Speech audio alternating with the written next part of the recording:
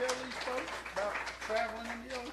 Anybody have any questions out there maybe for Mr. Holzenbach? Keep in mind, he was traveling the roads back in the late 30s and 40s doing country music, or what did they call it back then? Well, back then it was country music. It wasn't bluegrass then. It's country music. Then they got bluegrass coming in and taking over. Mm-hmm. But I started out with Grady Hazel Cole in 1939. Grady Cole wrote the Tramp on the Street, and if we have time after a while, I'll sing you that song. But Grady Cole was one of the finest fellas that I've ever played with, and him and his wife both, Grady and Hazel Cole. And then I started playing with J.N. and Owen and them, and we played bluegrass. So then, after I left them, I went out in Houston, Texas, and got to playing that Western swing. So I came back and then started playing with them, a bunch of them around town there. I hope y'all enjoyed my singing.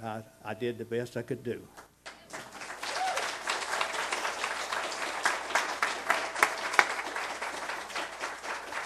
Mr. Bill Holzenbach, we appreciate you coming.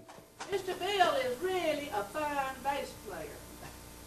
That's what he played. That's what he played. He was a fine bass player. We're going to get him on the bass. I've got a magazine over here that's got a picture of Grady and Hazel Cole, Bluegrass Unlimited, with Mr. Bill playing bass when he was even younger than he is now. So if anybody's interested in seeing that, 15 years old. 15 years old probably. Come by and I'll pull that out and show it to you if you haven't already seen it. We got Ron Norman over there. Ron's about the shyest guy in all of bluegrass music. He don't want to talk a whole lot. Why don't you come up with J.N. and Oni and y'all talk about, or stand here. Stand here. Let J.N. and Oni talk about their early days. Keep in mind that these folks have been playing bluegrass since the early days. Jack, I'm trying to find that. If we stay away from the microphone a little bit, it'll help. Okay. A little further back than I'm doing. So you all just kind of start and talk about the early days and how you got started and tell some lies on Ron. It won't have to be lies. Don't tell the truth. I'm going to tell something before I get started on everything. Back in the olden days when we would all go off to Asheville, North Carolina, different places, Bill went with us a lot. And you know how it is when you see a group of people you don't know anything about them, especially if there's one woman with 5 or 6 men, you get to wondering about things, you know. And people, you know, would try to figure out who you belong to. And in different people's mind, I was every one of them's wife. I've been Bill's wife. I've been Ron and Huey's and Howard's all, but I just thought y'all might like to know about that. I've been asked if I was Bill's wife. Well, I really don't know exactly where to start. You want me to talk or you want to? Go ahead. Go ahead. I started playing when I was a kid, and you know I didn't play very well. I grew up during the olden days. I mean, really olden days in the 30s. But anyway, after J.N. and I married in 1954. I was already playing the guitar, and we got to singing together. He loved it, and he started singing. He could sing already, but he couldn't play the guitar. And when he went in the Army, we were fortunate enough to live in a duplex with a guy that was from North Carolina that could play anything. So we had a good time during our Army days playing music. And then when he came out, we got back with Joe McGuire played banjo with us before he went in, and Joe played with us a while as the Bluegrass Five, not very long, but well, he was playing with us before we really were named the Bluegrass Five. But during the Cuban crisis, he was in the reserves. He had to go back in the reserves, and that's when Ron came to play with us. You remember that? What year was it? We don't know. We think it around 19, around 62 or 3, somewhere along in there. We were playing on the radio at WDGL, and Ron and Tut Taylor had heard us on the radio, and they came over. They wanted to meet us.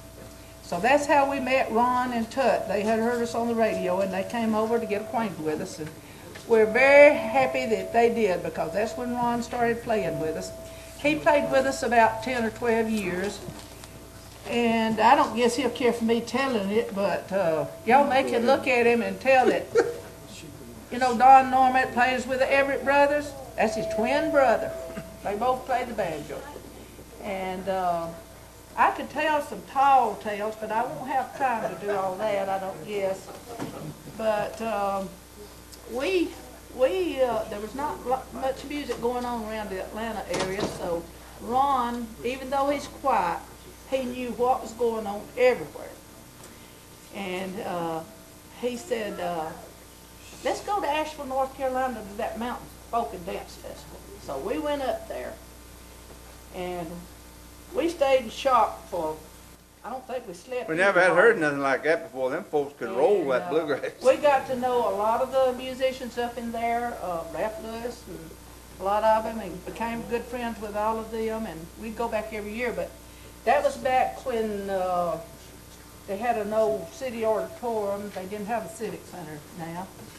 And we would do the show at night, and then we'd go eat, and we'd go to a shopping center parking lot and play till the sun would rise. And we did that. We'd go up on Thursday, I believe. Thursday. Not get a bit of sleep till the next Sunday. Hardly. And anyway, and I'll tell something that bird helped do. One weekend when we was up there, I don't know, I was tired. We had not had any rest. We had been playing and about, I guess it was Saturday. It was Saturday. Or no, it was Friday. No, it was Friday night, Friday evening. Wrong again.